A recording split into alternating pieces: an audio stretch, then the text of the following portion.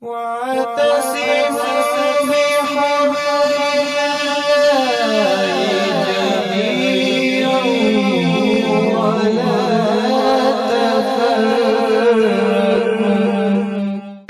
کی تعلیم اتنی عمدہ تعلیم ہے، اتنی اعلیٰ و عرفہ تعلیم ہے، جس کے نتیجے میں اس کے قبول کرنے والوں کے درمیان محبت پیدا ہوتی ہے، اخوت پیدا ہوتی ہے، اور یہ محبت اور اخوت انہیں آپس میں جوڑ دے، جس کی بنیاد پر ان کے اندر ایک بے مثال وحدت پیدا ہوتی ہے۔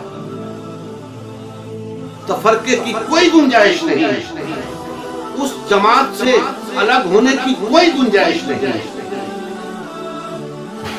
پارٹی بازی کی کوئی گنجائش نہیں۔ اس جماعت سے الگ ہونا گویا اس جماعت کے ساتھ اختلاف کرنا ہے، اس جماعت کے ساتھ اختلاف کرنا دراصل اللہ اور اس کے رسول کے ساتھ اختلاف کرنا۔ کیوں؟ وہ جماعت جو قائم ہے اللہ اور اس کے رسول کے عطا کردہ اصول و ضوابط کی، تو ان اصولوں سے انحراف کرنا جماعت سے اختلاف نہیں ہے، اللہ اور اس کے رسول سے۔ اور جو شخص اللہ اور اس کے رسول سے اختلاف کر جائے اس کا دین کے ساتھ کیا تعلق ہے؟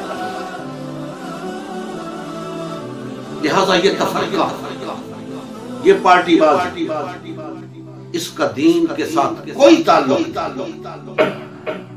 آج پارٹیوں اور جماعتوں کا ایک جمع غفیر نظر آتا ہے، روزانہ نت نئی جماعتیں وجود میں آ رہی ہیں، نت نئی پارٹیاں بن رہی ہیں۔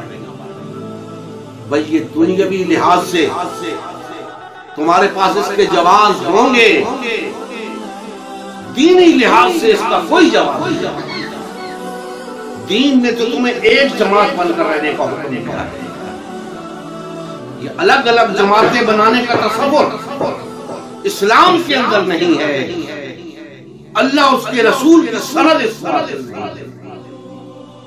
لہذا یہ جماعت سازی بہت بڑا جرم ہے، اتنا بڑا جرم ہے کہ آپ اندازہ لگائیں، جماعت سازی کا حق اللہ نے صرف اپنے انبیاء کو دیا، انبیاء کو جماعت کھڑی کرنے کی اجازت دیا، بلکہ حکم دیا، کیونکہ ان کی تعلیم جب بنی نوع انسان تک پہنچتی ہے تو بنی نوع انسان کو وحدت کی لڑی میں پروتی ہے۔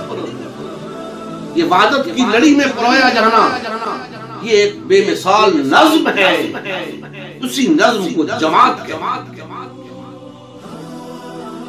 تو اس جماعت کا منظم ہونا، وحدت اختیار کیے رکھنا، یہ انبیاء کے فریضے میں سے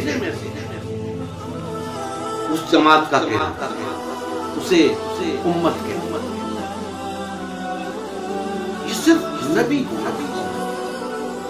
اب نبی کریم صلی اللہ علیہ وآلہ وسلم نے ایک جماعت تشکیل دی تھی، ایک امت تشکیل دی تھی۔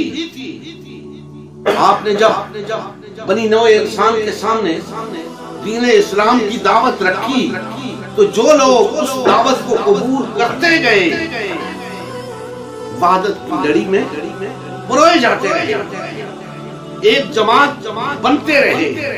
نبی کریم صلی اللہ علیہ وآلہ وسلم کی قیادت ایک جماعت، کسی کو مجال نہ تھی اس جماعت سے قدم بھی باہر رکھتا، اسے پتا تھا اس جماعت سے قدم باہر رکھا میرا قدم دائرہ اسلام سے باہر۔